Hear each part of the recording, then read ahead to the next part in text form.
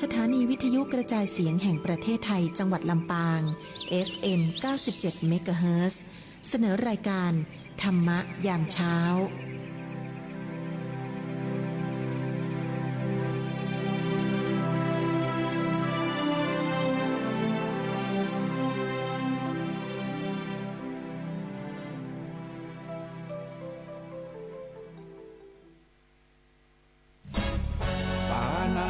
ปาตาเวรมณีอทินนาทานาเวรมณีกาเมมุสาสุราเม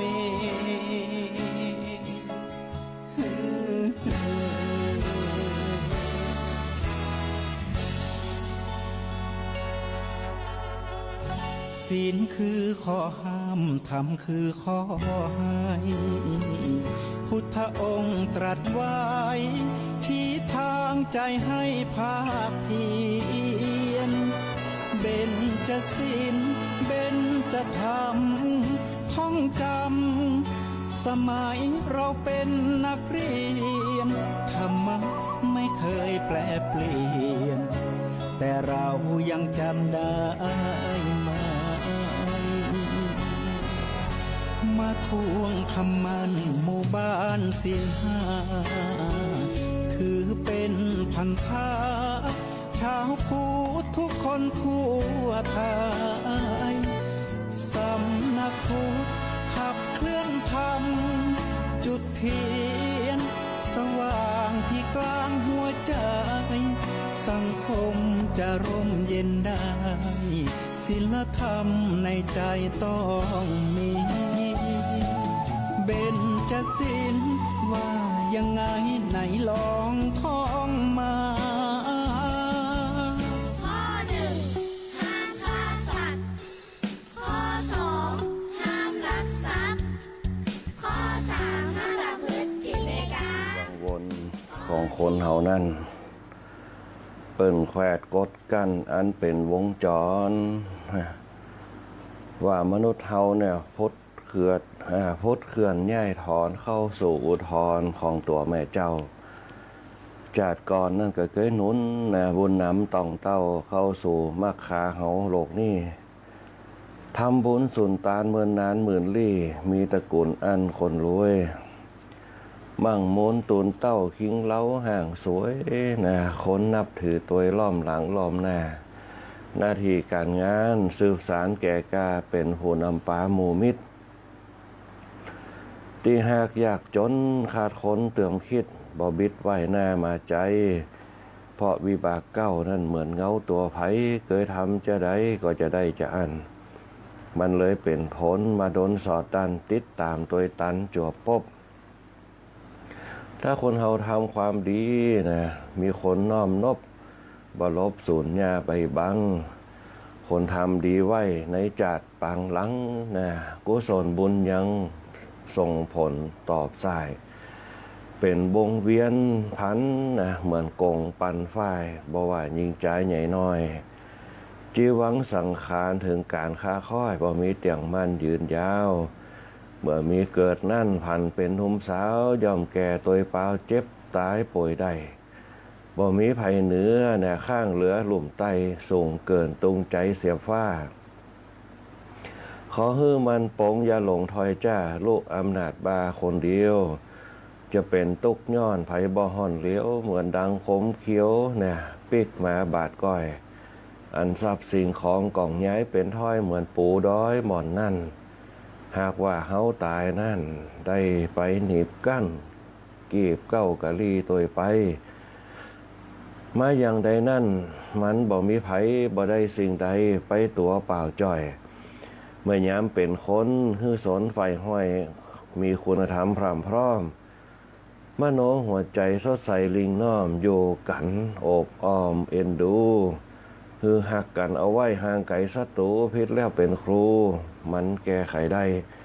จงสร้างความดีอย่ามีบาปใบเป็นจ่อตุงใจสง่าเสียงอายุไขจะไปจันฟ้าสวรรค์เปิดท่าคนดีคนตีถอยจ้าเข้าสู่อเวจีนะโห หนทางมันมีให้เลือกดังอันพระพุทธองค์ทรงสอนให้เกิดการอย่าประมาทมันเรื่องนี้ให้คมหัวใจจะได้หลีกลี่ตัณหากรรมกีเบาบางใจโฮมธรรมะเปิงปะสะสางจะสู่หนทางความสว่างแจ้งเหมือนมีโกมค้ำนะซองน้ำเติมแท่งให้มีความแห้งเป่งว่าโลกคงจะสดใสนะคนไทยเขาเป็นเมืองพระนะประสงค์ไฟเอื้อคุณธรรมข้าวระบำนำมาเต่านี่เต่าอี้สู่กันฟังก่อนแหละนายเฮยเจริญพรขอบคุณกำข้าวที่มาจากเชียงใหม่สายใต้ชมรมอนุรักษ์ภาษาวัฒนธรรมด้านนาเฮาโดยคุณรักสุคนรักกวีนะอาจารย์ที่เพิ่นแต่งคำข่าวมาให้กับรายการธรรมะยามเจ้าในช่วงตอนเจ้าในวันนี้นะตั้งโซรอนบาง FM 97 เมกะเฮิรตซ์สถานีที่เป็นสถานีน้ำร่องตั้งจังหวัดลำปางเฮาตีคือธรรมะยามเจ้าเนี่ยตี 5 จนถึง 6 โมงเจ้าก็จะมีพระเถระผู้กล้าหาญเป็นจอมทัพนำตางธรรมะพระโคสิริธรรมบัณฑิตนะเจ้าวาดวัดมิ่งเมืองมูลรองผมในการวิไลสงฆ์นครลำปางเฮาพระครูสถิตธรรมวิพัฒน์เจ้าวาดวัดบ้านไหลศิลาทองเจ้าหน้าตำบลพิจัยเขต 3นะที่คล้อยที่จะมาเป็นหัวหน้าจอมทัพธรรมนะนำพาธรรมะมาให้กับคณะสัตยาญาติโยมหลายในช่วงวันเสาร์วันอาทิตย์วันจันทร์ก็จะเป็นอัตมาภาพจันทร์พุธศุกร์นะในช่วงนี้ก็จะเว้นว่างกันไปด้วยภารกิจต่างๆนะยิ่งอายุนักเข้าต่อได้ปุ๊บเนี่ยภารกิจที่จะไปทำเนี่ยมันก็เพิ่มหนักขึ้นเวลาก็น้อยลงนะวันเวลาผ่านไปนะคนที่มีการมีงานเนี่ยจะโหจักเวลาว่าน้อยลงแต่คนที่อยากใครได้การใครได้งานเนี่ยอยู่กับบ้านกับจองปุ๊บเนี่ยเวลามันยังมาเมินแต่เมินว่านะมันเป็นต่างคนต่างความคิดกันไปในการดำเนินชีวิตแต่ว่าเวลาก็เดินตามปกติดวงอาทิตย์ก็เลื่อนไหลไปตามปกติเนี่ยแต่จิตแต่ใจแต่กายเขาเนี่ยมันเคลื่อนไปตามอารมณ์ของเขาก่อนพระอาทิตย์เดินทางเพราะฉะนั้นพระพุทธเจ้าเป็นสอนว่าใจเนี่ยเป็นต้นเป็นประธานใจเป็นหัวหน้าทุกอย่างสำเร็จไล่ด้วยจิตด้วยใจมโนมนะอันนี้เป็นต้นเพราะฉะนั้นเนี่ยอาหารของหัวใจเขาก็คือธรรมะเย็นๆนะข้อคิดเย็นๆรักการเย็นๆที่อย่างเขามีสติก่อยเป็นก่อยไปเหมือนเขาก้าวขึ้นสู่บันไดทีละขั้นไปอย่าก้าวข้ามขั้นเขาก้าวข้ามขั้นโป๊บมันต้องมีอันผิดพลาดไปสักวันหนึ่งเขาเดินไปตามขั้น1 วัน 1 เวลานะตามขั้นตามวันตามเวลาแต่ถ้าเขาข้ามขั้นแล้วโป๊บเนี่ยมันก็จะผิดขั้นไปเหมือนชีวิตคนเขาทั้งหลายเดินไปผิดขั้นตอนมันก็ย่อมประมาทยังผิดพลาดได้เนี่ยคนในยุคสมัยประเก่าบนถึงสอนเนี่ยเฮ้ยดำเนินชีวิตไปตามขั้นตอนตามกาลเวลาตามฐานะตามตำแหน่ง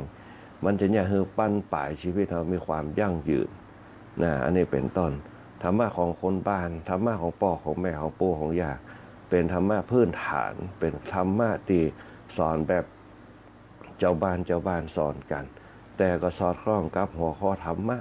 ของพระพุทธเจ้าเฮาในการดำเนินชีวิตแต่ละวันไปเพื่อต่อสู้กับอุปสรรคกับปัญหากับความทุกข์ยากต่างๆที่มันจะโดนบันดาลให้เกิดความสุขให้กับเฮาเหมือนกับเขาทำงานนะถามว่าทำงานไปสบายผมบอกมีไปสบายมีแต่ความทุกข์เนี่ยแต่พอถึงทำงานเสร็จสิ้นเดือนก็จะได้รับเงินเขาก็มีความสุขนั่นแหละคือเป็นห้องว่าความทุกข์ที่เขามีอยู่แต่เขาแลกเปลี่ยนมาเพื่อจะให้เกิดความสุขนั่นเองนะฮะในการดำเนินชีวิตเขาก็เช่นเดียวกันเขาหิวเขาก็มีความทุกข์แต่เขาได้กินเขาก็มีความสุขนะเพราะฉะนั้นทุกอย่างในการดำเนินชีวิตบ่มีอย่างราบรื่นเสมอไปนะรายการธรรมะยามเจ้าก็จะขอเพิ่งปะบารมีคณะสงฆ์เขานะโดยเฉพาะคำว่าสังฆรัตนะนะที่เป็นอยู่กันตั้งแต่สมัยพุทธกาลจนถึงยุคปัจจุบันที่เรามีพระสงฆ์เนี่ยก็จะเนี่ยให้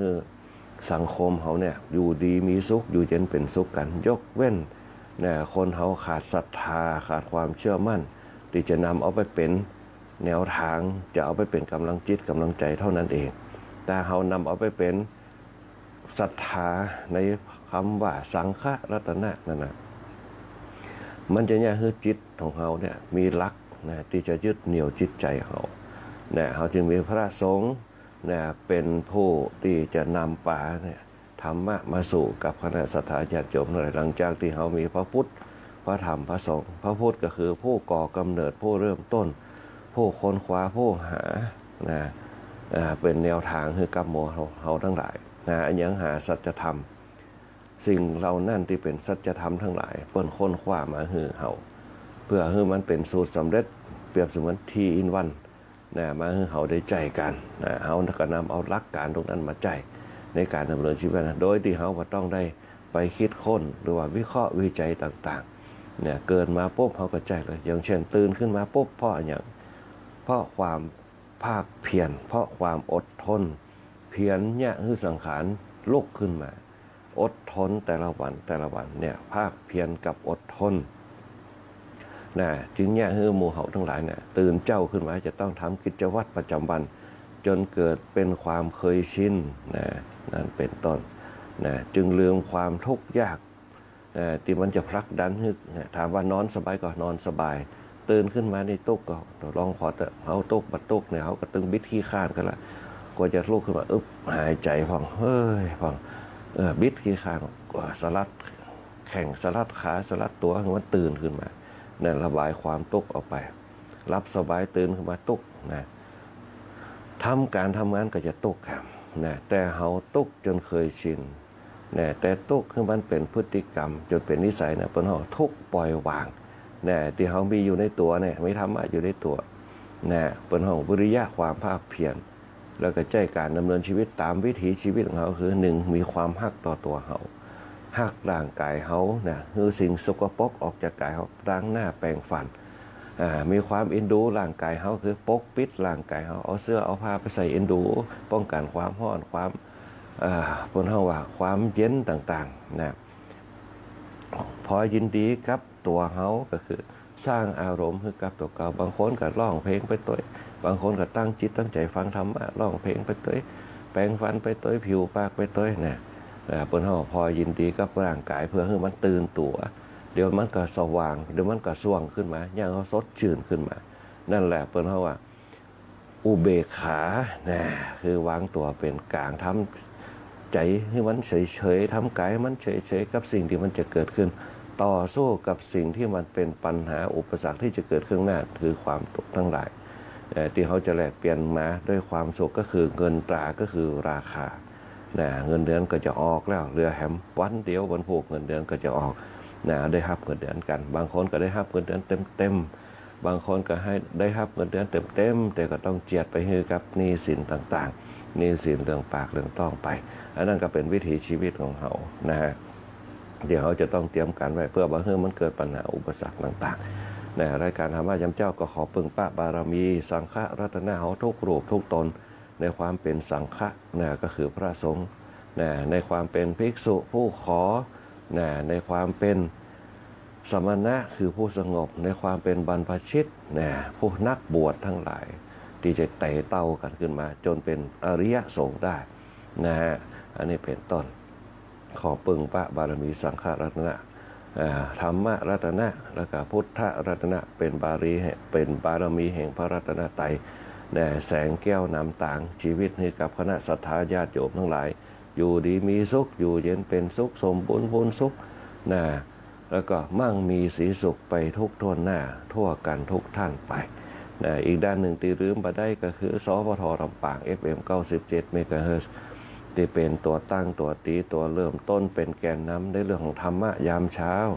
จนสถานีอื่นๆต้อยก้นกันมาเป็นแถวเป็นแนวกันมีธรรมะยามเจ้ากันเกิดขึ้นคณะศรัทธาญาติโยมกลับไปฟังธรรมะกันโดยเฉพาะ 106.5 เมกะเฮิรตซ์ที่เป็นน้องๆต้อยมากันที่เปิ้นเตะทำกันโดยเฉพาะเข้าหาคณะศรัทธาญาติโยมอย่างที่ผ่านมาที่เขาไปปกป้ากันที่วัดบรรพตสถิตคืนสีขาวคืนธรรมะกันมีคณะศรัทธาญาติโยมไปฟังไปรวมกันเป็นหลายร้อยค่ะเกือบจะพันคนก็ว่าได้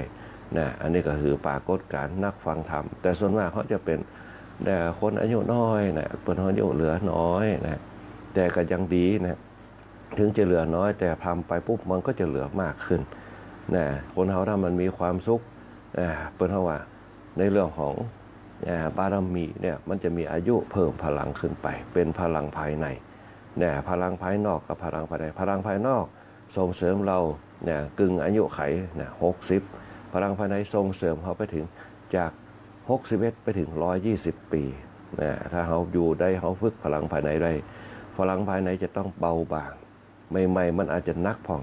1 ขวบจนถึง60 ขวบเนี่ยอาจจะนักทะลุดุดันมุทะลุเนี่ยอย่างก็ว่ากันไปฮึกเหิมเกิดแต่พอดี60ไปก็เริ่มจะเข้าสู่วัยเปิ้นเฮาว่าวัยปล่อยวางนะวัยปล่อยวางก็ปีอย่างก็ปล่อยวางที่มันนักไปที่มันแบกออกมาปุ๊บมันจะ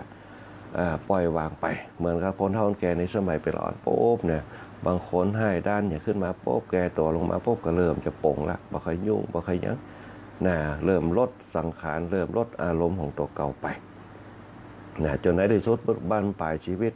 ปล่อยไปตามสังขารนะบางคนก็ไปอายุ100ปลายบางคน90ปลายไปแบบธรรมชาติ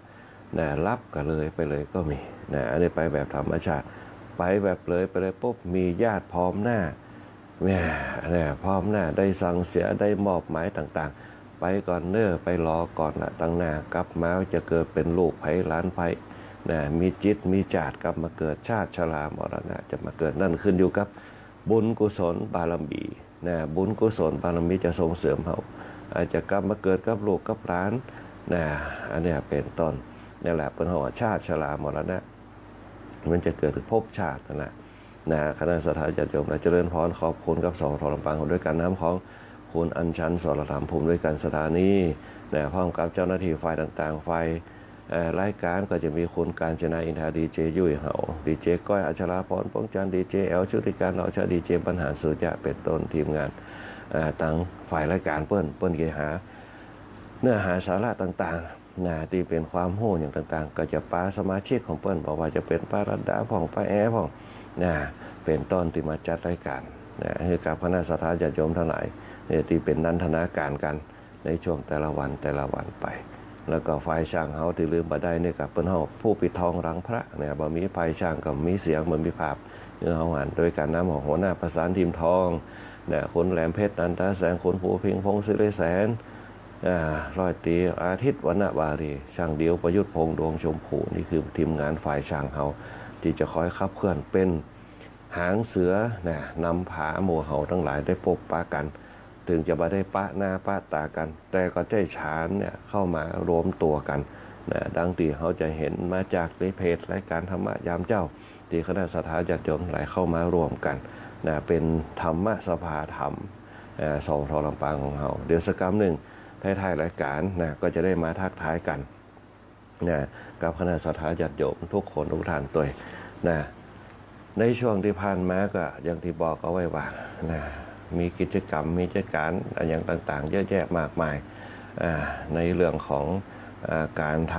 ำบุญต่างๆงานประเพณีต่างๆในช่วงเดือน6เดือน7เนี่ยประเพณีจะเกิดขึ้นหนักตามวัดวาอารามต่างๆแต่ก็จะสังเกตได้หลายที่หลายแห่งปุ๊บเนี่ยก็จะมีแต่คนเฒ่าคนแก่เฮาในละอ่อนในยุคปัจจุบันอายุ10ปลายนี่ก็จะบ่ค่อยหันละเพราะละอ่อนเนี่ยมันจะบ่ค่อย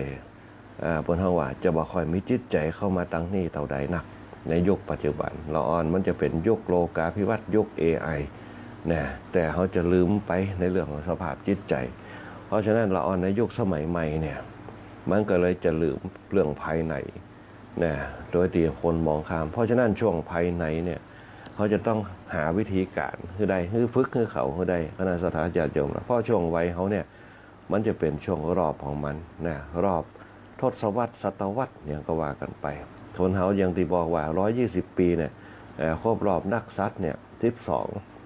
12เดือน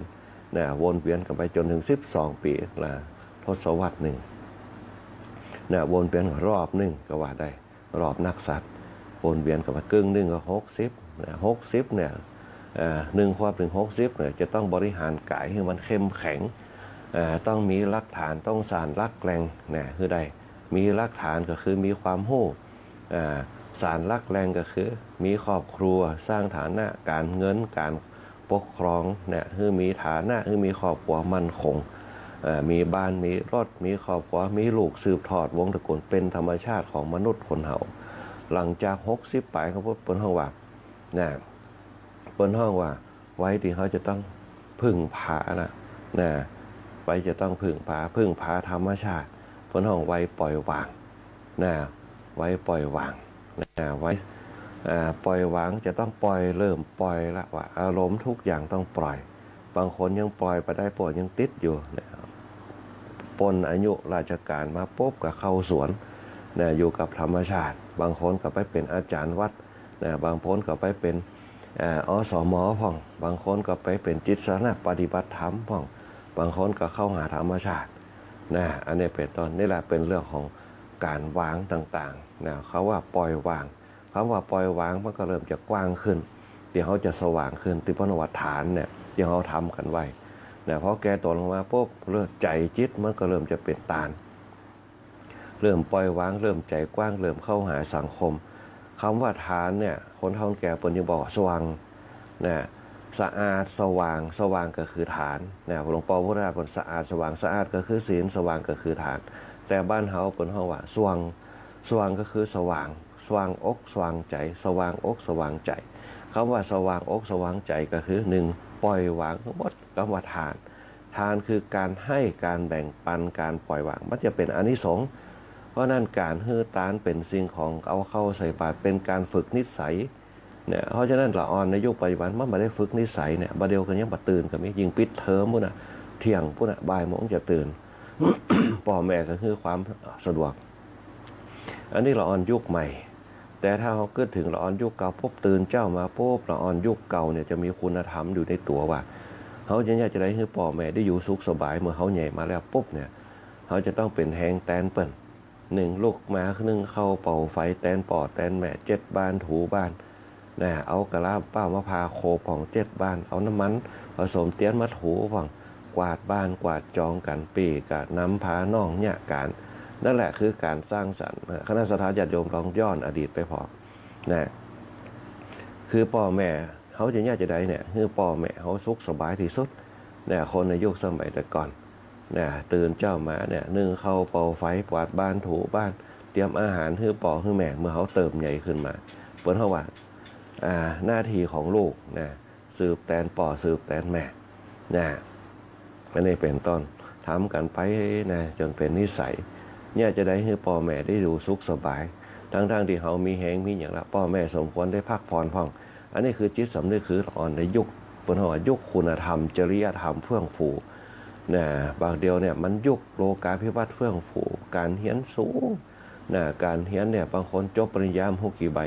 วันก่อนห้ามสมัครครูเนี่ยครูนี่เป็นจบปริญญามาสเปนนะจบเปิ้นเฮากฎหมายจบรัฐศาสตร์นะจบถึงมสทจบถึงรามจบถึงราชภัฏอย่างต่างๆคนจบมาสูงมากจบมาเยอะแยะมากมายในยุคปัจจุบันเฮาเนี่ยตอนคนในยุคสมัยแต่ก่อนปุ๊บนะรุ่นเฮาเนี่ยจะมีป .4 ก็สูงสุดป .6 ก็สูงสุดบางคนบ่จบเลยก็มีแต่ให้อย่างเลี้ยงลูกเลี้ยงหลานเป็น10เป็นสาวได้เลี้ยงคนข้างบ้านลูกหลานคนข้างบ้านได้นะอันนี้เป็นต้นมันเกิดมาจากความผู้มีจิตใจสูงมีคุณธรรมจริยธรรมในการอยู่ร่วมกันนะเพื่อแผ่ความทุกข์ของตัวเก่าให้กับคนอื่นได้เกิดความสุขเนี่ยคนในยุคสมัยเปิ้นเฮาว่าคุณธรรมจริยธรรมคุณธรรมจริยธรรมเกิดมาจากเนี่ยเกิดมาจากศีลธรรมศีลธรรมเป็นจุดเริ่มต้นเนี่ยคนเฮาสำรวมกายวาจาใจเมื่ออยู่กับเนื้อกับตัวรู้จักสำรวมอ่อนน้อมถ่อมตนมีมารยาทมีความเคารพนั่นแหละคือศีลเนี่ยถ้าป้าละอ่อนไปวัดไปรู้จักศีลปุ๊บมันจะรู้จักสำรวมนะแถมอันหนึ่งก็รู้จักเก่งกลัวเมื่อมีความสำรวมมีศีลปุ๊บธรรมมันจะเกิดนะพอไปวัดปุ๊บมันมีศีลมีศีลธรรมปุ๊บธรรมมันจะเกิดธรรมก็คือรู้จักอินดูพ่อแม่รู้จักกตัญญูกตเวทีต่อพ่อแม่นั่นแหละคือการฝังลากลึกจิตวิญญาณให้ลูกให้หลานยกเว้นว่าบ่เคยปาไปยิ่งพ่อแม่ในยุคใหม่ปุ๊บเนี่ยคิดว่าพระเนี่ยเป็นตีปึงเฮาบ่ได้ยกเว้นแต่นะมีข่าวทุกอย่างเนี่ยในสังคมได้ก็ตามว่าชุกชนชั้นจะมีข่าวเรื่องนั้นเรื่องนี้ตลอดแต่ฐานที่เฮาสืบกันมาเขาต้องนึกให้ดีๆว่า เนี่ยพระพุทธพระธรรมพระสงฆ์เนี่ยเป็นหลักแห่งพระพุทธศาสนาที่เป็นตีพึ่งพาเป็นหลักธรรมเนี่ยเขาจะกึดแต่ตัวบุคคลไม่ได้เนี่ยคำว่าสงฆ์เนี่ยมันรวมถึงอริยสงฆ์อริยบุคคลในสมัยพุทธกาลอริยสาวกเนี่ยเพราะฉะนั้นเขาจะต้องตีความมือแต่ว่าคำว่าสงฆ์มาจากคำว่าภิกษุคนที่จะเป็นสงฆ์มาได้ปุ๊บจะต้องเป็นภิกษุก่อนเป็นภาคปฏิบัติก่อนคนที่จะเป็นภิกษุได้จะต้องเป็นสมณะมาก่อนคนที่จะเป็นสมณะมาก่อนจะต้องเป็นผู้บรรพชิตมาก่อนเนี่ยบรรพชิตคือนักบวชมาแล้วปุ๊บต้องมีความสงบตามวินัยเนี่ยตามวินัยปุ๊บจะเป็นภิกษุเมื่อมีวินัยปุ๊บพร้อมที่จะเอาวินัยเนี่ยควบคุมตัวเขามีศีลาจาวัดไปเผยแผ่กับญาติโยมเป็นภิกษุก็คือผู้ขอเนี่ยขอตรงนี้ขอให้ญาติโยมเนี่ยแบ่งปันรู้จักเสียสละรู้จักแบ่งปันอารมณ์ก่อนจะเป็นอารมณ์น่ะมันเป็นสิ่งที่จับต้องไม่ได้จะคือแบ่งปันสิ่งของคือเป็นเครื่องหมายคือเป็นมาตรวัดคือเป็นอัตตาเนี่ยอัตราตัวนี้คือต่อเต่ารอเรือสระในการวัดตัวเก่าว่าเขามีสิ่งของที่จะบริจาคเพื่อการเสียสละไหมเนี่ยตรงนี้เป็นต้นเนี่ยอันนี้คือผู้ขอเมื่อมีผู้ขอก็ต้องมีผู้ให้ญาติโยมทั้งหลายปุ๊บเป็นผู้ให้เขาเรียกว่าทายกก็คือผู้ชายผู้ให้ทายิกาก็คือผู้เป็นผู้ให้เมื่อมีผู้รับก็ต้องมีผู้ให้เมื่อมีผู้รับกับผู้ให้เกิดขึ้นการปันใจให้แก่กันมันก็เกิดขึ้นนี่แหละเป็นการฝึกตัวฝึกตนหรือรู้จักการแบ่งปันการให้เนี่ยเขาจึงนำเอามาใจให้กับปลูกกับหลานกับพ่อกับแม่ว่าปันใจให้กันโอพ่อแม่เปิ้นทำงานมาเหนื่อยละลองเลี้ยงดูเขาหาเงินหาท้องหาเข้ากับปากเนี่ยปันใจให้พ่อแม่ตื่นเช้ามาเขาก็ขอเป็นผู้แบ่งเบาภาระนั่นแหละคนดีมีศีลธรรมจะมีจิตสำนึกนะในการน้อมนำไปในสิ่งที่ดีๆคำว่าศีลคือการจัดระเบียบเพื่อลูกเพื่อหลานเขาเนี่ยเป็นระบบเป็นระเบียบมีจิตสำนึกนะญาติแตนเขานั่นแหละคือคำว่าศีลเนี่ยเป็นถึงห้องว่าสะอาดถ้าที่ไหนมีศีลมันจะสะอาดมันจะเรียบร้อยมันจะสงบเนี่ยสว่างก็คือฐานคำว่าสะอาดที่ไหนสะอาดที่ไหนสว่างโป๊บมันจะแยกให้เขาสดชื่นร่มรื่นเนี่ยจนเกิดความเจริญเกิดขึ้นเขาเรียกว่าภาวนานั่นแหละคือพลังแห่งบุญเนี่ยก็ว่าได้โอ้ง่ายๆบุญคือความสดใสทำแล้วสบายใจทำแล้วเกิดปิตินะคณะสัตยาญาติโยมทั้งหลายนั่นแหละพอมันเกิดขึ้นมาปุ๊บเนี่ยมันก็จะเป็นพลังเนี่ยเขาเนี่ยมีความคิดความอ่านเนี่ยคิดดีทำดีพูดดีก็จะเกิดขึ้นในสังคมเขานะนั่นแหละก็คือเดี๋ยวสักกรรมหนึ่งท้ายๆเขาจะมาทักทายกันกับคณะสัตยาญาติโยมที่เข้ามาสู่รายการธรรมะยามเจ้าในวันนี้นะก็อันนี้ก็เป็นเนื้อหาสาระธรรมนะที่เราจะโอ้กันแต่ก่อนที่จะโอ้กันปุ๊บก็ขออนุญาตประกาศข่าวเนี่ยงานบุญงานกุศลเดี๋ยวกว่าท้ายๆรายการจะมาได้ประกาศนี่กับคณะสัตยาญาติโยมเวลาจะมดจะบัดตันกันนะต้องเป็นต้นๆนะพอใกล้ปุ๊บเวลามันเหลวนะงานข่าวแรกน่าจะเป็นข่าวงานบุญงานกุศลต่างบ้านเฮานะในวันที่4จนถึงวันที่7มิถุนายน2569เนี่ยตั้งวัดสันปินชัยบ้านสารดอนนะโดยการน้ำของท่านพระอาจารย์สาธิตสมาจิตโตรักษาการเจ้าวาดวัดสันปินชัยเพิ่นจะจัดงานชาปนกิจศพของหลวงพ่อพระอินทร์จันทร์อินทจันโทอายุ88ปีพรรษา30นะอดีตเจ้าวาดวัดสันปินชัย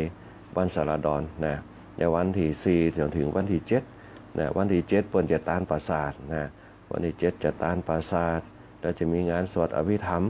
นะ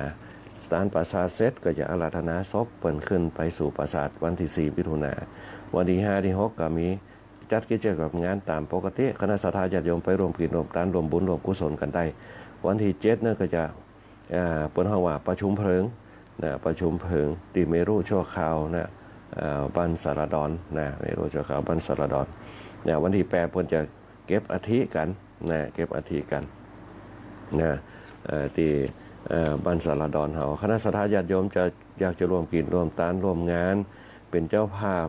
ร่วมบุญร่วมกุศลก็สามารถร่วมบุญกันได้บริจาคทานกันได้นะกาปราสาทนะกาเครื่องไทยทานนะกาเครื่องเสียงจัดงานกาทำบุญอาหารเลี้ยงพระนะก็สามารถติดต่อไปได้หรือว่าจะเป็นเจ้าภาพโรงทานอาหารน้ำดื่มนะตามกำลังจิตศรัทธานะ ที่ศรัทธาญาติโยมอยากจะรวมทำบุญกันในงานประชุมเพลิงของหลวงพ่อพระอธิการอินจันทร์อินทจันโทอดีตเจ้าวาดวัดสันปินชัยสารดรในวันอาทิตย์ที่7 มิถุนายน 2569 เวลา 9 นาฬิกาเป็นต้นไปคณะศรัทธาญาติโยมอยากจะร่วมงานร่วมกินร่วมทานก็ติดต่อไปได้ที่เบอร์โทรศัพท์0857197566นะ0857197566เบอร์โทรศัพท์ของรักษาการแทนเจ้าอาวาสพระสาธิตธรรมสมาจิตโตนะเบอร์โทรศัพท์0857197566นะ0857197566อีกก็ได้นะคณะศรัทธาญาติโยมทั้งหลายนะงานต่อไปจะเป็นงานของประเพณีส่งน้ำพระธาตุเดือนเก้าเป็งนะเดือนพฤษภาคมวันที่31 พฤษภาคม 2569นะวัดหนองแวนตำบลวังเป้าอำเภอเกาะขาจังหวัดลำปางนะ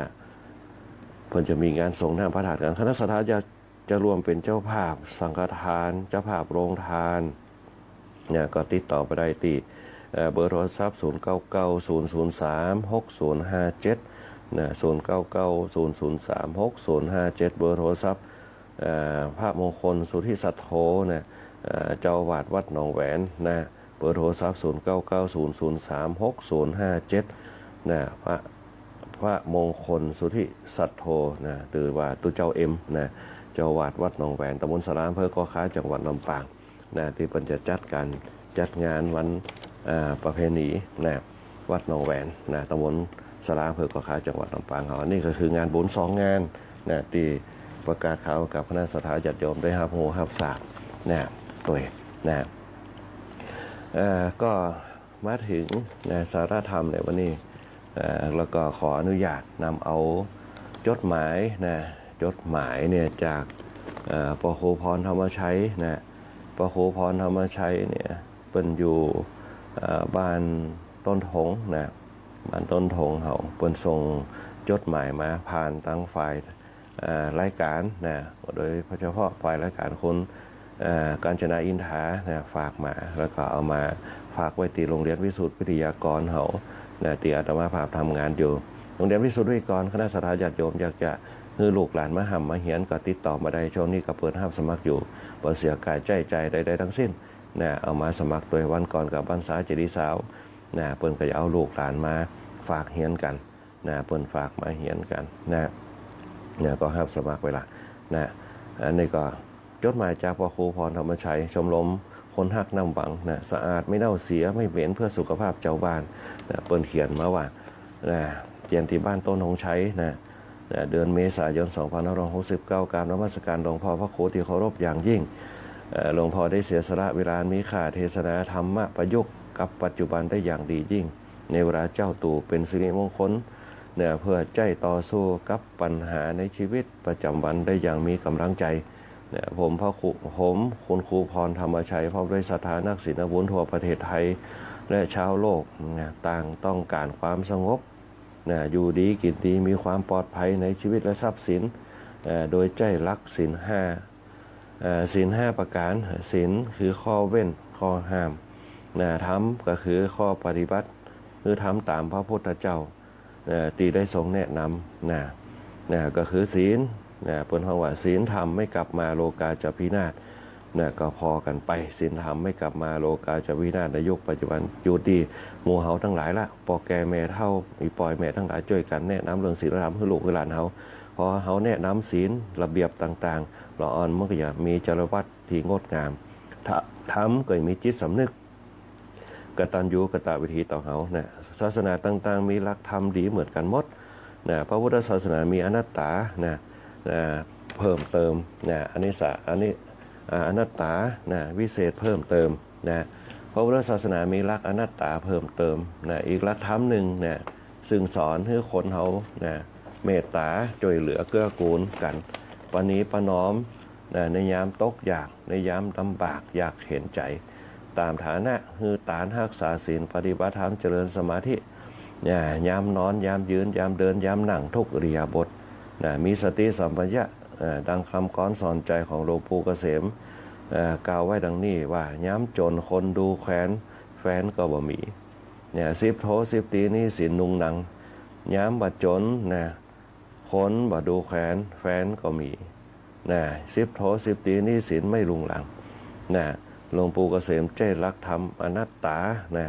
เขียนคำกรสอนใจนะเอาไว้ตีข้างกำแพงหัวกับผมครูพรนำไปใช้ขอขอบคุณหลวงพ่อที่ได้เมตตาอ่านลิขิตลายมือนะและอีกแผ่นหนึ่งเนี่ยเพิ่นเขียนเอาไว้ว่าคำกรเนี่ยปอแก่แม่เฒ่าสำหรับลูกหนูเด็กเล็กเยาวชนวัยรุ่นไว้ความคิดสับสนอย่าต่อต้านกุลของพ่อของแม่ที่ฮือกำเนิดแล้วก็ขอนิมนต์หลวงพ่อได้อ่านฮือกำนะเบิ่นบอกว่าพ่อแม่ก็แก่เฒ่าจำจากเจ้าอยู่มาเมินนานจะพบจะพ้องผานเพียงเสี้ยวหวานของวันคืนใจจริงบ่อยากจากพ่อยังอยากเห็นลูกหลานแต่ชีพบาทนทานต้องร่าวร้านสลายไปขอเธอถ้าสงสารอย่ากล่าวขานให้ช่ำใจคนแก่ชะแลไว้คิดเผลอไผเป็นแน่นอนบ่ฮักก็บอกว่าเพียงเมตตาช่วยอาทรให้กินและให้นอนคลายทุกข์พอสุขใจเมื่อยามเจ้าโกรธขึงให้นึกถึงเมื่อเยาว์วัยร้องให้ยามป่วยไข้ได้ไขเหล่าเฝ้าปอบโยนรักษา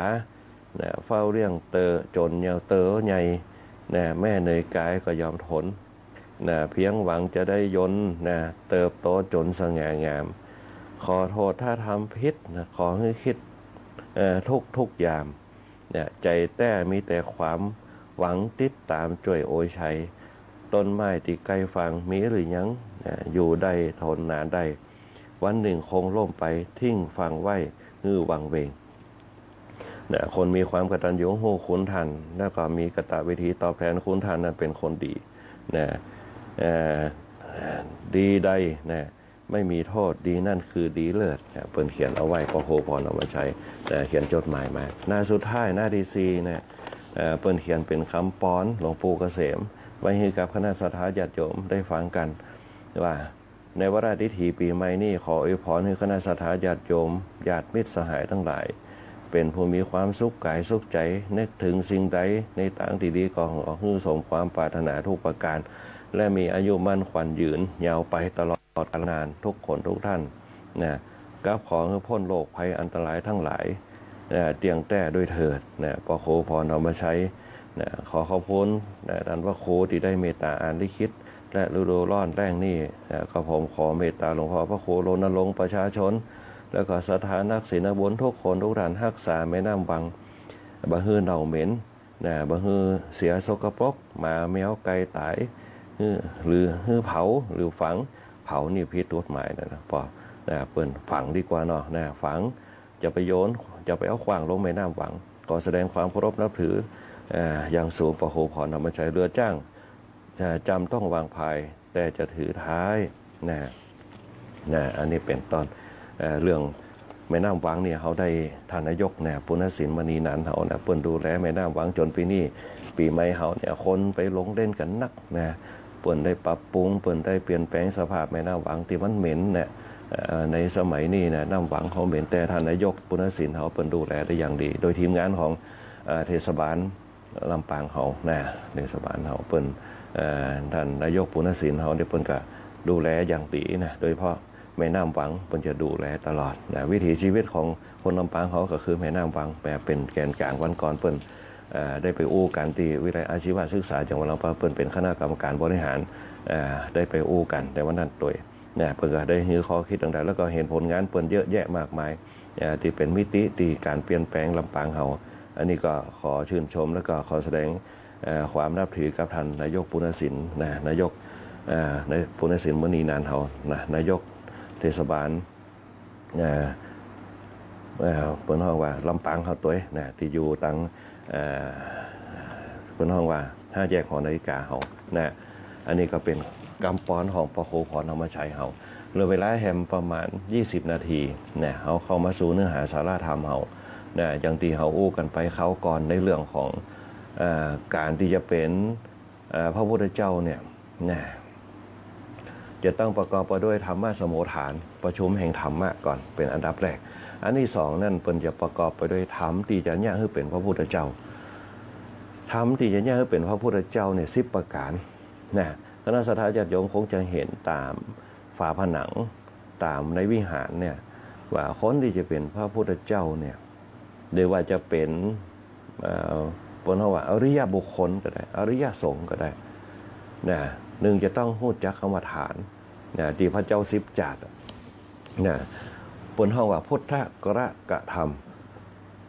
นะพุทธการกะธรรมหรือว่าพุทธการกธรรมก็ได้ถ้าเป็นภาษาไทยถ้าเป็นภาษาบาลีจะอ่านว่าพุทธการกะธรรมธรรมที่เนี่ยคือเป็นพระพุทธเจ้า10ประการเหมือนกับคณะสัตยาติโยมทั้งหลายเนี่ยที่ฟังธรรมะอยู่ตรงนี้นะสามารถทำใจทำจิตทำกายตัวเก่าให้อยู่กับตัวเขาได้แต่แยกส่วนให้ได้ว่าหนึ่งจิตอยู่ที่กลางกระหม่อมใจอยู่ที่หน้าอกกายเขารู้สึกตัวอยู่ตลอดเวลาว่าเขามีสัมปชัญญะคือรู้ตัวอยู่ตลอดเวลาแต่เขารู้ว่าเขาจะต้องเอา10ประการมาตรวัดตรงนี้ไปใส่ตัวเขาใส่จิตเขาก่อนใส่ใจเขา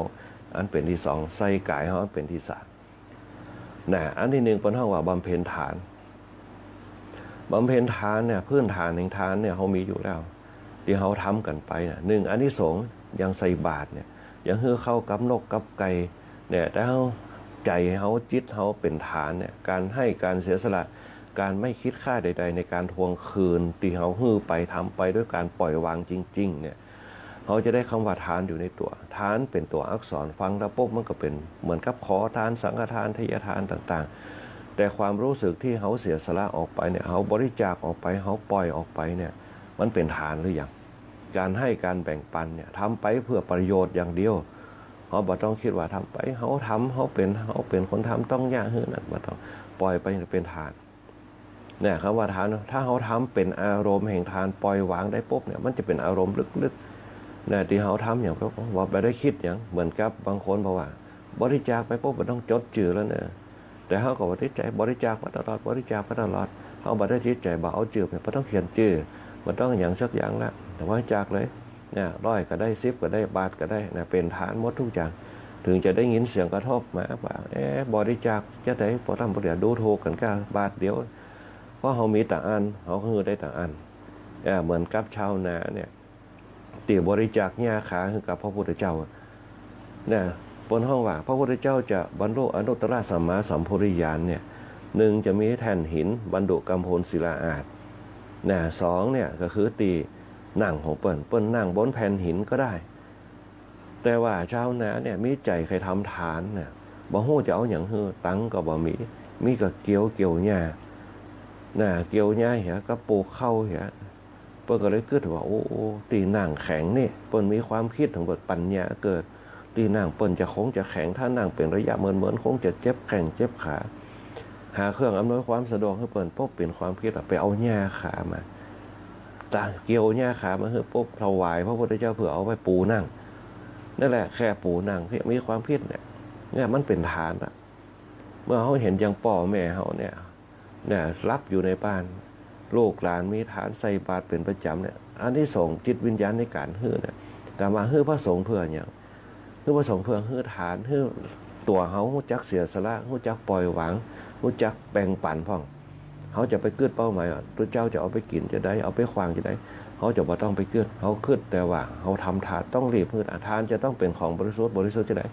เข้าให้แหลกตักฮื้อไปเลยแกงหม้อแหลกฮื้อไปเลยนั่นแหละจิตเขาเป็นหอเจตคติเขาดีเจตสิกเราดีพวกทุกอย่างมีความตั้งใจเขาบ่ต้องนึกถึงปลายทางนะเขาบ่จำเป็นปลายทางเขาไม่สามารถที่จะกำหนดได้ว่าเปิ้นจะไปแบบไหนแต่เขาคิดว่าเนี่ยจิตเขามีจิตสามัญสำนึกว่าเขาทำทานเพื่อให้ได้ทานเพื่อให้ได้ประโยชน์ทานนั้นเพื่อประโยชน์ทานนั้นเพื่อประโยชน์นะที่เขาถวายสังฆทานกันนะเขาถวายไปกรรมสุดท้ายมันกับเนี่ยหิตาโนจะน่าอย่างนั้นเพื่อประโยชน์นะกับตนกับผู้อื่นนะแกเทวดาและมนุษย์ทั้งหลายเขาจะมีบทสรุปของเปิ้นจิตของเขาต้องไปจะอ่านถ้าจิตเขาไปจะอ่านปุ๊บเขาใส่จับใส่ปุ๊บนั่นแหละอารมณ์แห่งการให้ยืนขึ้นไปปุ๊บโอ้เขาเห็นพระสงฆ์เดินมาปุ๊บเขามีความศรัทธาความเชื่อมั่นมันเป็นเป้าหมายเขาละแต่เขาใส่ทานไปเพื่อเป้าหมายแห่งความศรัทธา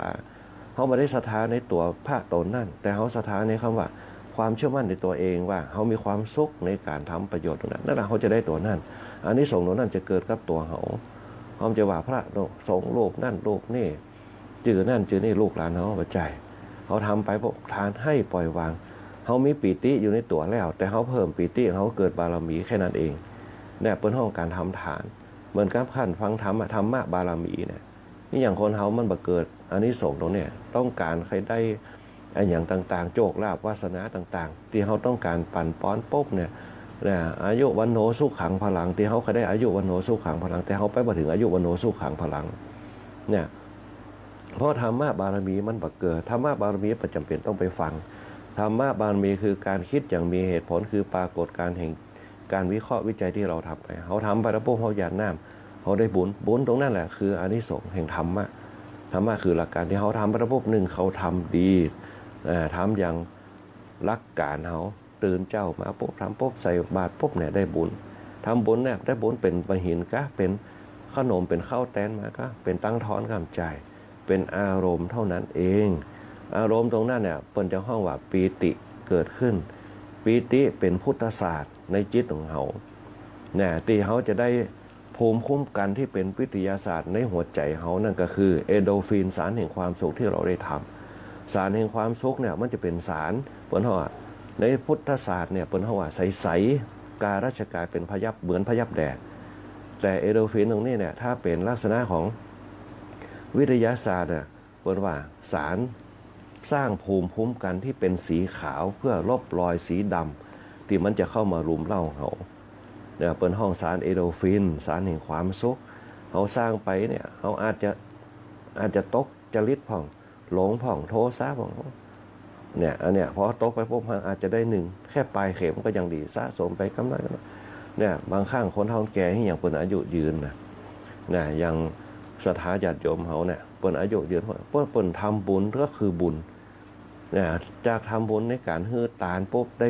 บุญก็คือบารมีมันจะเป็นสิ่งที่เราให้ก็คือทาน2บุญปิติบารมีทานบุญปิติบารมีมันจะเกิดขึ้นตรงไหนเกิดขึ้นกับจิตของเขาปุ้นที่เขาได้ทำคนเฒ่าคนแก่เนี่ยเปิ่นถึงทำโป๊ะเปิ่นจะมีอานิสงส์เปิ่นยกมือท่วมหัวเนี่ยของที่ทานไปแล้วปุ๊บจอหัวจออย่างปุ๊บมันจึงเป็นอานิสงส์ของมันจบกระทึกตีจอหัวนั่นแหละเปิ่นเฮาว่าทาน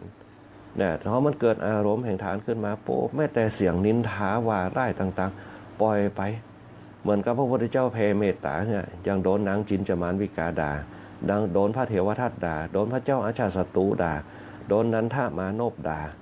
พระเจ้าโอ้น่าสงสารคนประเภทนี้เนี่ยหลงโลกเกินไปแล้วนี่แหละสิ่งที่หลงโลกเนี่ยเขามีความมืดมนในชีวิตความสว่างในชีวิตเขาจะไม่มีเลยพระเจ้าที่สัพเพสัตตาเวลาโหนตุสัพเพสัตตาสุขิตาโหนตุสัพเพสัตตาอาวิลาโหนตุสุขีอัตนังปริหารันตุจงมีอายุมั่นขวัญยืนเถิดพระพุทธเจ้าสอนไว้จริงเลย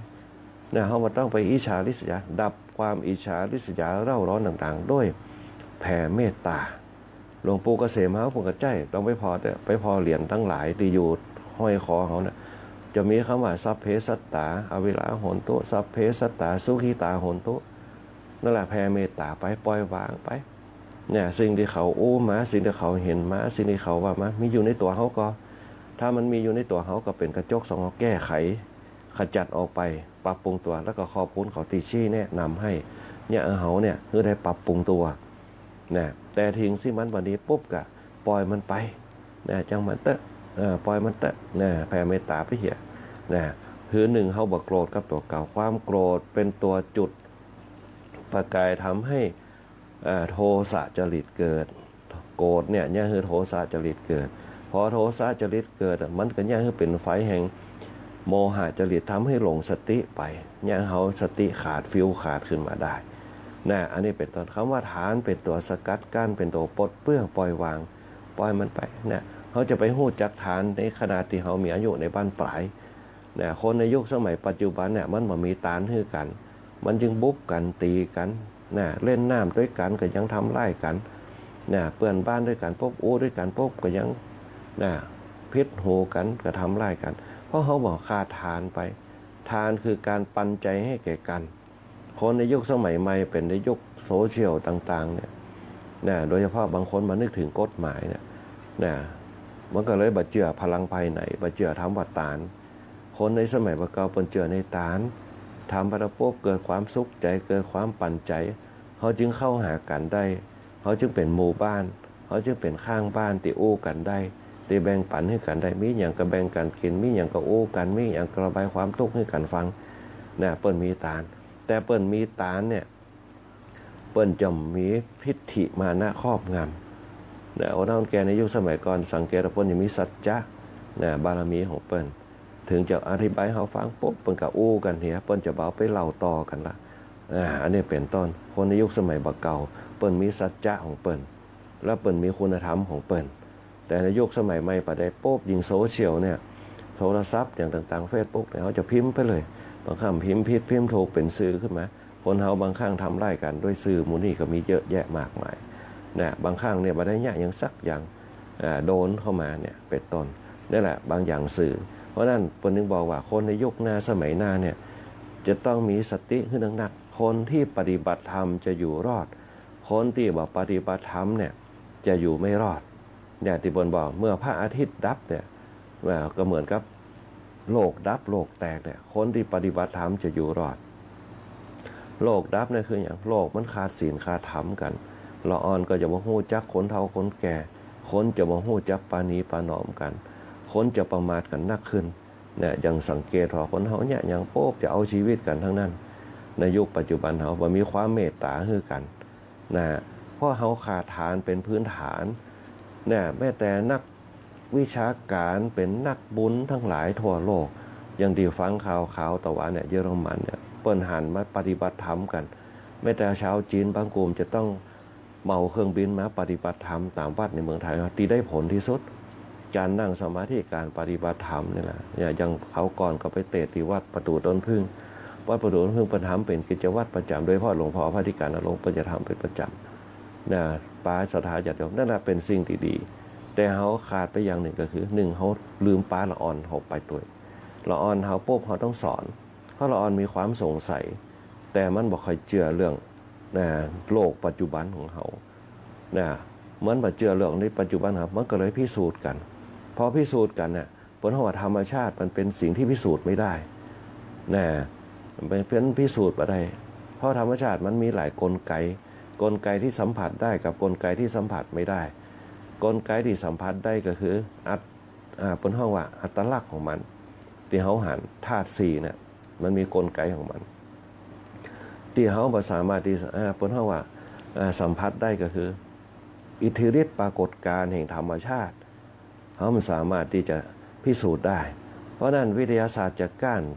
พุทธศาสตร์เขาก็คือหลักแห่งพุทธศาสตร์เนี่ยวิทยาศาสตร์พิสูจน์ไม่ได้ก็คือในเรื่องจิตวิญญาณพิสูจน์ไม่ได้เพราะมันวิเคราะห์ไม่ได้ว่ามีตัวจับได้ตรงนี้เป็นต้นแต่มีความรู้สึกที่ดีๆเท่านั้นง่ายบางง่ายยากบางยากเขาลองพิสูจน์เพราะว่าคนนี้ที่เขาบ่ชอบมันก็ปะอยู่ตลอดเวลาคนนี้ที่เขาชอบก็บ่ค่อยปะเหมือนกับเขาอยากใครได้โจกละมันก็บ่ถูกสักเตือแต่คนที่ร้อยหิ่งอย่างถูกตลอดเพราะฉะนั้นเนี่ยสิ่งที่ดีที่สุดปุ๊บเนี่ยธรรมชาติที่มันเป็นปกติเราทำให้มันเกิดเม็ดสิ่งให้ได้โดยเฉพาะปฏิบัติภายในของผู้ดีเพื่อให้มันเชื่อมโยงกับธรรมชาติภายนอกธรรมชาติภายในของเขาก็คือจิตธรรมชาติภายนอกก็คือกายธรรมชาติภายนอกจิตใจกายของเขาก็คือเป็นตัวตนธรรมชาติสิ่งแวดล้อมภายนอกก็คือสิ่งแวดล้อมต่างๆที่อยู่รอบข้างเราคือมันเชื่อมโยงกันให้ได้เหมือนกับเขาเชื่อมโยงบุญกับบาปเหมือนเขาเชื่อมโยงกับนรกสวรรค์เหมือนเขาเชื่อมโยงกับดีกับชั่วเหมือนเขาเชื่อมโยงกับดินกับฟ้าตัวเชื่อมโยงดินกับฟ้าคืออย่างคือตัวตนเขานั่นเองตัวตนของเขากับธรรมชาติคือความว่างเปล่าเขาเห็นดินเขาเห็นฟ้าก่อนแต่เขามองไปข้างหน้าคืออย่างคือความว่างเปล่าต้นไม้นั่นก็คือเป็นห้องว่างเป็นตัวตนเท่านั้นเองที่สมมุติขึ้นมานั่นแหละคือต้นนั้นต้นนี้แต่สิ่งที่แท้จริงคือมวลแห่งธรรมชาติอยู่ระหว่างดินกับฟ้ามันมีห้อนแล้วก็เย็นแล้วก็พัดผ่านดินน้ำลมไฟนั่นแหละคณะสัตยาติโยมหลายนั่นแหละเป็นห้องว่าพระพุทธเจ้าจึงมีสูตรสำเร็จของเขาในการสร้างพลังพลังภายในกับพลังภายนอกต้านศีลภาวนาอย่างเขามีพลังเป็นเขาว่าพลังฮึดเหิงต่อสู้พลังกำลังใจที่เขาว่ากันเพื่อให้ขับเคลื่อนพลังกายให้อย่างแข็งแกร่งเกิดความกล้าหาญเกิดความมานะบากบั่นต่อสู้กับปัญหาอุปสรรคทั้งหลายได้นี่คือเริ่มต้นโครงสร้างหลักๆก็คือศีลธรรม โครงสร้างย่อยของมันก็คือนะหลักการต่างๆนะคณะสัตยาติโยมหลายนั่นแหละคือการจะเป็นพระพุทธเจ้าอันแรกก็คือตานนะตีเฮาหันพระเวสสันดรเนี่ยยิ่งด้วยทานะบารมีถึงจะเป็นพระพุทธเจ้าได้อันที่สองก็คือศีลนะมีข้อกำหนดมีข้อระเบียบแบบแผนต่างๆอย่างเขาหู้จักเริ่มต้นกับบ้านปลายคนที่มีศีลจะหู้จักจุดประสงค์แล้วก็เป้าหมายนะคนที่มีศีลจะเป็นคนกำหนดชีวิตได้ว่าเขาจะต้องทำมันอย่างให้มันเป็นหลักเป็นเกณฑ์เป็นระบบเป็นแบบเป็นแผนนะอันนี้คือศีลนะอันนี้คือลักษณะของระบบเขาจึงมีคำว่าจารีตประเพณีที่เกิดมาจากจรรยามารยาทจรรยามารยาทมาจากศีลธรรมคือข้อปฏิบัตินะก็คือการสำรวมการย่าให้เกิดความมีระเบียบวินัยนะคือศีลนะย่าให้เกิดจรรยามารยาทย่าเกิดจารีตประเพณีย่าเกิดวัฒนธรรมย่าเกิดอารยธรรมนะฮะอันนี้ก็คือธรรมะ10ประการข้อที่2ข้อที่3เนี่ยการสลัดออกจากกามก็คือความใคร่ต่างๆของกรรมกิเลสทั้งหลายที่เป็นเครื่องพันธการอย่าเขาคิดหลงว่าต้องเป็นตั้งใจเขาต้องไปตามจิตของเขาแต่เขายังไม่สามารถรวบรวมจิตตัวเก่าได้นะอันนี้เป็นต้นเนี่ยเพิ่นเฮาว่าการออกจากกามเขาจะบวชก็ได้บ่บวชก็ได้เหมือนเขาเป็นนักบุญนักศีลเนี่ยมันอยู่ที่ตัวเขาการออกเขาขอแนมเขาสลัดออกจากกามได้กามคือกิเลสทั้งหลายนั่นแหละสลัดออกจากโลภโกรธหลงให้ได้คือความบ่อยากได้บ่อยากมีบ่อยากเป็นจะบ่โกรธจะบ่โคตรจะบ่ประทุษร้ายบ่จะบ่หลงสติตัวเก่าไปตามอำนาจของสิ่งที่เรารู้เราเห็นเราสัมผัสเนี่ยคือการออกจากตรงนี้ให้ได้ถ้าเราออกได้ปุ๊บกามก็จะไม่เกิดราคะก็จะไม่เกิดตัณหาก็จะไม่มีนะนี่ขำมากเพราะมันมีปุ๊บมันก็เป็นผู้ที่อยู่ในพรหมจรรย์ได้อันที่4คือปัญญาพิจารณาให้ดีๆก่อนจะคิดจะทำจะพูดพิจารณาก่อนจะไปคิดตามตีได้ฟังกับมาในกาลามาสูตรนะคณะสัตยาติโยมเราไปฟังในกาลามาสูตร10ข้อนะอันนี้คือปัญญาเดี๋ยวเขาจะอู้รายละเอียดกันต่อไปนะในวันต่อไปนะความเพียรความภาคเพียรเขามีพื้นฐานอยู่แล้วนะมนุษย์คนเราหลายเกิดมาบนโลกนี่ปุ๊บมีความเพียรถ้ามีความเพียรปุ๊บก็เป็นง่อยเนี่ยอย่างบ่เป็นนะมีความเพียรอยู่แล้วแต่ถ้าเราฝึกเพียรพยายามมันก็จะเกิดผลกับตัวเราฝึกจนเกิดชำนาญก็จะเป็นสันดานติดตัวเราในอีกอันหนึ่งคือขันติความอดทนเนี่ยที่อาตมาภาพกล่าวไว้ตลอดมนุษย์ของเราหลายเกิดมามีธรรมะอยู่ในตัวอยู่ละมีความเพียรมีความอดทนถึงอยู่ได้จนถึงทุกวันนี้อดทนต่อลมหายใจอีกอันหนึ่งคือสัจจะความจริงนะคนติกรเปิ้นห้องคนมีสัจจะเนี่ยเปิ้นได้ถือของขึ้นต่างๆนะคือความจริงอย่างนี้เป็นความจริงทุกอย่างเป็นความจริงหมดนะในโลกยุคปัจจุบันเนี่ยมันหลอกลวงกันหนักนะอันที่8คืออธิษฐานมุ่งมั่นไม่หวั่นไหวตั้งมั่นนะอันนี้ต่อมาคือเมตตาฮักกันแล้วก็2เนี่ยมีความวางใจเป็นกลางจะบ่คิดเล็กก็ได้จะบ่คิดบ่คิดลบต่อกันวางใจเป็นกลางนะอันนี้คือเปิ้นฮ้องว่าธรรมะ10ประการที่ย่าเป็นพระพุทธเจ้าใดย่าให้หมู่เฮาทั้งหลายมีดวงตาเห็นธรรมได้เปิ้นฮ้องว่าถ้าย่าได้ปุ๊บ10ประการเนี่ยบารมีจะเกิดกับตัวเฮานะความเต็มอกเต็มใจมีความมุ่งมั่นต่อสู้บากบั่นได้อย่างช่ำชองนะวันนี้ก็ขอยุติธรรมะเอาไว้แค่นี้ก่อนเดี๋ยวเราจะมาอู้กันในวันต่อไปนะก็ขอเจริญพรกับคณะสัตยาติโยมที่เข้ามารวมรับฟังรายการธรรมะยามเจ้ากูโคกูคนบอกว่าจะเป็นตุปิติขามโนภิกขุตุปิอภินันโทภิกขุนะพระครูวิทักษ์วรยันพระครูวิจารณ์วรการตุเจ้าธรรมดาตั้งเสริมงามคุณโยมแม่สุรีตามบ้านตรงหัวจ้างคุณแม่บัวไข่ตามบ้านตรงหัวจ้างคุณแม่สลวยตามบ้านแคทริยาตัวที่เข้ามารวมรับฟังรายการธรรมะยามเจ้าในวันนี้คุณแม่เป็นเพชรตามบ้านบอนหินแก้วนะคุณแม่บัวไข่นะตาป้าไหลคุณแม่เพือกเนี่ยตามบ้านศาสตร์บ้านต่อเนี่ยที่ฟังรายการธรรมะยามเจ้าอยู่คุณแม่บุญพระจันทร์ต่างบ้านบอนต่างบ้านหนองแหวนตัวคุณแม่บุญปันคุณแม่ฟองคำตันโยคุณแม่เตียงเมืองมาคุณแม่ไหลคุณแม่ไหลมาคุณแม่เผือกตัวที่ฟังรายการธรรมะยามเจ้าในช่องตอนเจ้านี่นะพระครูพรนำชัยตัวทาบุญพระไหลศิลาทองตัวนะแล้วก็คณะสัตยาติโยมต่างวัดประตูต้นพึ่งตัวที่ฟังรายการธรรมะยามเจ้าอยู่นะคุณโยมสรวุฒิตัวคุณโยมมนชนกคุณโยมนพดลคุณโยมปานน้องคุณโยมสมสายคุณโยมรัตนชาคุณโยมอัมพันธ์คุณโยมเพนคุณโยมปวรตุปีโชตินรินทร์นะ